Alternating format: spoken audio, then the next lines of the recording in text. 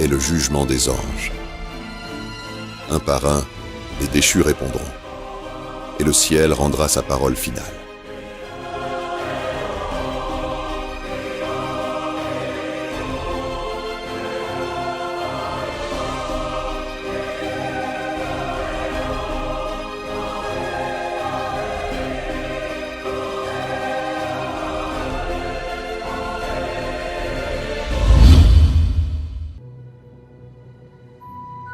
À l'aube de l'histoire de l'humanité, un être angélique s'est rebellé contre son Créateur. Subtil et rusé, il n'a pas fait la guerre avec des armes, mais avec des murmures.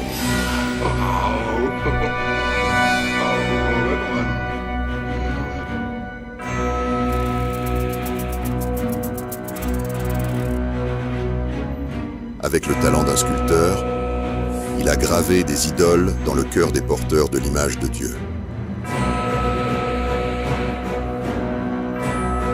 Sous son influence, des autels et des temples se sont élevés pour honorer de fausses divinités.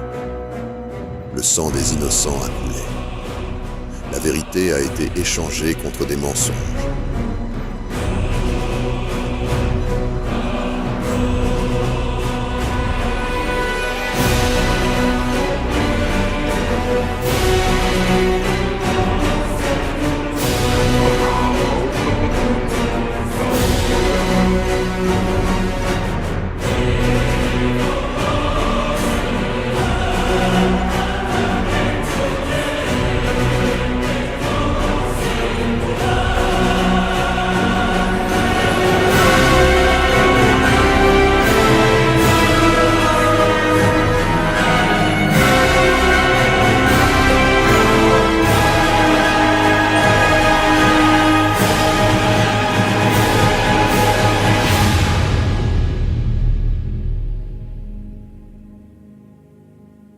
Ordre dans la cour céleste.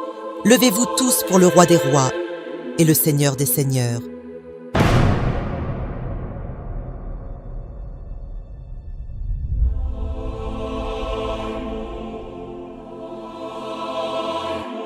Mélékor, autrefois chargé de guider la culture et la créativité humaine pour la gloire de Dieu, a détourné cette influence pour promouvoir l'idolâtrie et éloigner l'humanité du vrai culte. Aujourd'hui, devant le trône du jugement, il doit répondre de sa rébellion et des âmes qu'il a égarées.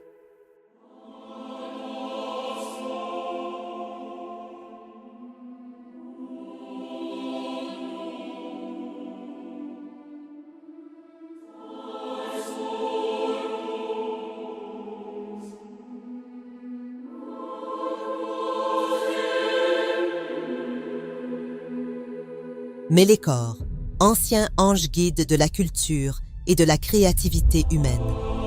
Vous êtes accusé de haute trahison envers le Tout-Puissant, d'avoir piégé l'humanité dans l'idolâtrie et d'avoir conduit d'innombrables âmes à la destruction. Comment plaidez-vous? Je plaide non coupable. Je leur ai donné ce que leur cœur désirait. S'ils ont choisi de faux dieux plutôt que le vrai, leur sang est sur leurs propres mains. Que le procès-verbal montre le manque de remords de l'accusé.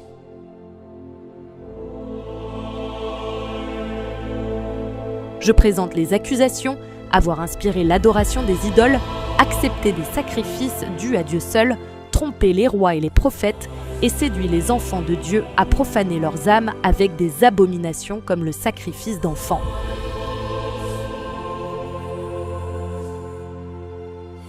Ils étaient faibles.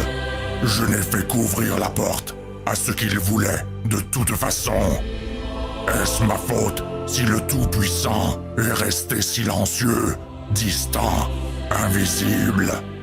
Je leur ai donné des dieux qu'ils pouvaient voir, toucher, contrôler. Leur adoration était leur choix. Tu oses blâmer les créatures pécheresses sur lesquelles tu as fait tes proies? Appelez les témoins. L'accusation appelle le prophète Élie à la barre des témoins. Moi, Élie, je me tenais seul face aux 450 prophètes de Baal sur le mont Carmel. J'ai défié ces adorateurs d'idoles de prouver le pouvoir de leur soi-disant Dieu. Ils ont crié et dansé en vain toute la journée. Puis j'ai prié l'Éternel sur son autel inondé d'eau. Aussitôt le feu de Dieu a consumé le sacrifice, l'autel et l'eau. Le peuple est tombé face contre terre en criant « C'est l'Éternel qui est Dieu ». J'ai ensuite fait saisir et exécuter les prophètes de Baal, car il n'y a qu'un seul vrai Dieu vivant, l'Éternel. L'accusation appelle Zeraï à la barre des témoins. J'ai servi dans les cours de Cush, drapé de gloire mais vide à l'intérieur. Quand je suis venu à Jérusalem, je suis venu chercher des réponses. Je suis reparti avec un nom, Jésus. Et ce nom a allumé un feu dans mes os. Je suis rentré chez moi brûlant de vérité, mais les autels de mon pays brûlaient d'autres choses. Mais les corps n'avaient pas quitté Cush. Ces prêtres portèrent de l'or et parlaient avec des langues d'argent. Ils m'ont accueilli, puis m'ont accusé. Ils ont dit que j'avais trahi les dieux de mes ancêtres. Ils ont exigé que je m'incline devant le feu et les statues. C'est de la trahison cosmique. Vous n'avez pas seulement brisé les rangs, vous avez brisé la création.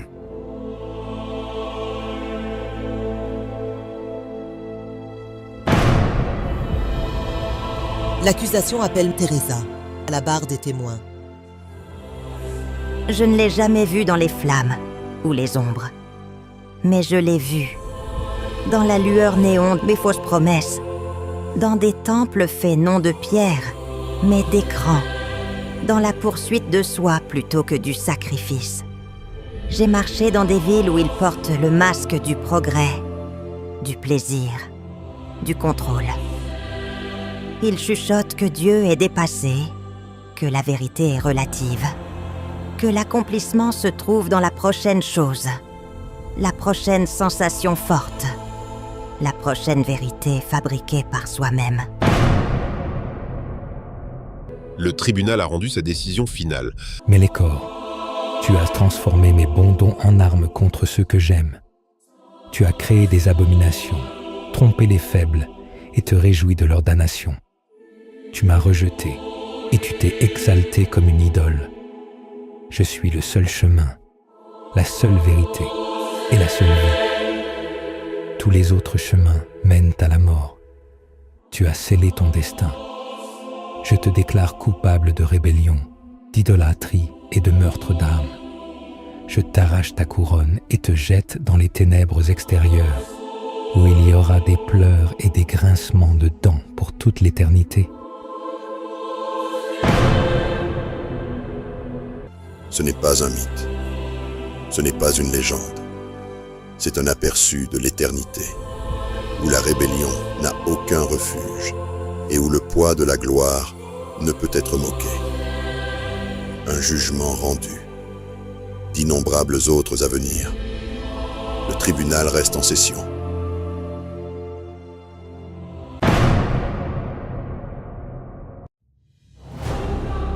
Ce dont vous venez d'être témoin est un récit dramatisé, basé sur la vérité biblique, mais dépeint à travers une narration créative. Bien que les noms, les accusations et les détails du tribunal soient fictifs, la réalité ne l'est pas. Il y a un jugement à venir. Un jour où les anges déchus et tous ceux qui ont défié Dieu feront face au juge juste, Apocalypse 20, versets 11 à 15, et les saints, rachetés par le sang de l'agneau, régneront avec lui et partageront sa justice. Première épître aux Corinthiens 6, verset 3. Que cela ne soit pas un simple divertissement. Que cela remue votre cœur à l'adoration, à la sainteté et à l'espérance. Car si Dieu juge les anges, à plus forte raison, devrions-nous marcher dans la crainte du Seigneur. Tenez bon, le royaume arrive, et la justice sera rendue. Le tribunal a rendu sa décision finale.